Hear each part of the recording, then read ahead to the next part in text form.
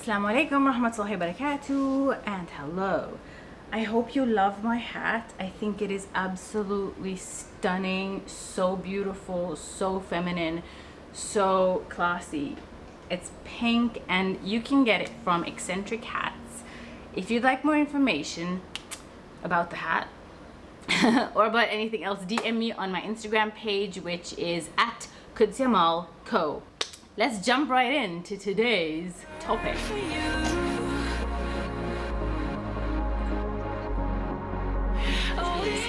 Ways that you could be chasing a guy without even realizing it and devaluing yourself in the process. So, the first way that you could be chasing a guy is you're initiating contacts. So you're phoning him, you're calling him, you're sending him text messages, you're hopefully not knocking on his door. that's just creepy. And you obviously going on his social media accounts, you're checking up on him all the time. Who is he talking to? Whose posts is he liking? Which girls are liking his posts, and so on and so forth. The other way that you chase is by sending him a friend request on social media. That is a low value move, so just be careful of that. The other way is driving past his house, trying to see if he's home, spying on him. Gracious. Besides invading personal privacy, that is actually something that is very stalker-like and very creepy. So to prevent him from getting a restraining order, ladies, you need to actually reel back and not be so chasing and desperate. The other way that women chase without realizing it is they send him emails and text of interesting articles. Now they find, I love the excuses that I get from women, because I get such creative excuses as to why they initiate contact, as to why they send the first text, as to why they send the first email, or as to why they phone first, or whatever it is. And the reason is because they haven't heard from him and they're impatient. Okay, now I know that you want the attention and you want to feel like this could go somewhere, okay? This relationship, this marriage, whatever it is that you're plotting with this person.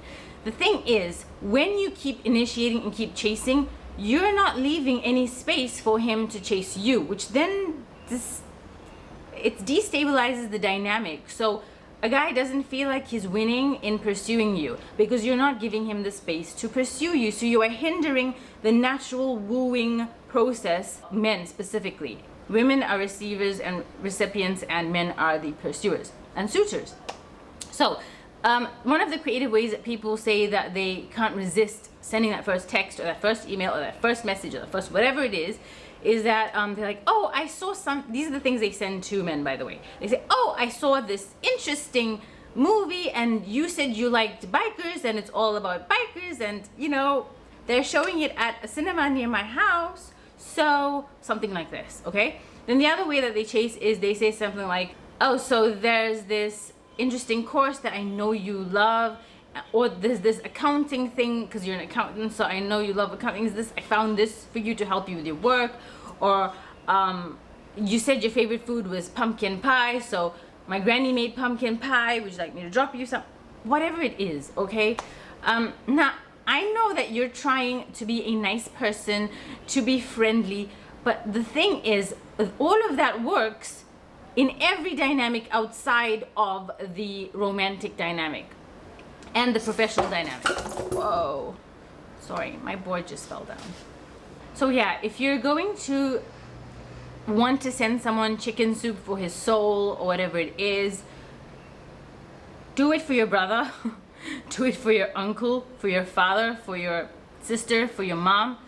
Don't do it for the guy that you have interest in, because it comes across as a pick-me. You want to be chosen, you're trying to prove your worth, and whenever you try anything, it immediately puts you in a position of weakness and a position of losing, because you're seeking something, and the moment you're seeking something, it makes you look desperate. It makes you look like you're giving your power away. You're giving away too much power by trying to please. So I know that this is hardwired in us women, and we love to be pleasers. We've been taught since we were like 2 years old to please, to be kind, to be generous, to be self-sacrificial. But all of this in the real world, and when it comes to a man that you are not married to, does not benefit. In fact, even when you are married to him, you need to reel back a little as well. Another way that women chase and like to chase, or find themselves undeniably drawn to chasing, the older generation, I know some older aunties and whatever, they actually chase by sending the guy cute cards. Now, I wouldn't advise doing that, because again, you're trying to initiate. Anytime you're trying to initiate with a guy that should be pursuing you because it's a romantic interest, you need to stop yourself right then and there. I want you to develop this discipline to actually reel back and allow him the space, okay? The other thing that people do is they enroll at the same gym as him, and they try and work out near him and try and close that gap. Now, it is stalkerish, and if he knows you exist, that is all you need. You do not need to go and chase and run after him, so be careful of doing that. As I said in the beginning, do not comment on his social media posts, do not friend him on Facebook or anywhere else, do not follow him, do not comment on his posts. It doesn't matter.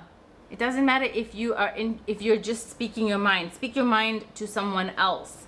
Do not, because when you do that to a guy that you're interested in, it comes across as you're trying. Okay, this is not just any guy now. If there's just any guy, think about it. Just any guy, yeah, you just, and then if you think, oh, well, I'm just treating him like any guy. But the reality is you're not, because you actually have feelings for him. So there's a different emotional shift when you do it. Whether you realize it or not, it's subconscious. It is subconscious, and people can pick things up even over the net. It's this intangible, tangible feeling that people can get when someone likes them. So just be careful, because I would honestly stay away from that if there is feelings involved, because this can get very sticky. The other way that women chase, and they don't realize they're chasing, is by deliberately asking for help. Now, I know that sometimes women like to play the damsel in distress role, but and hey, if you need help, you need help. But at the same time, don't go out of your way to make a problem to seek help, because it's a bit embarrassing and it can blow up in your face. I've heard of course, you know, I get all these stories come in and I just sit there like, okay. Going to his friends, talking to his friends, initiating contact with his friends, trying to get closer to his friends in order to get closer to him. And friends are not stupid. They can smell that a mile away. So just be careful. The other thing that women do to chase is they send gifts to his mother. I've had women come to my house to send gifts to my parents because they were interested in my brother.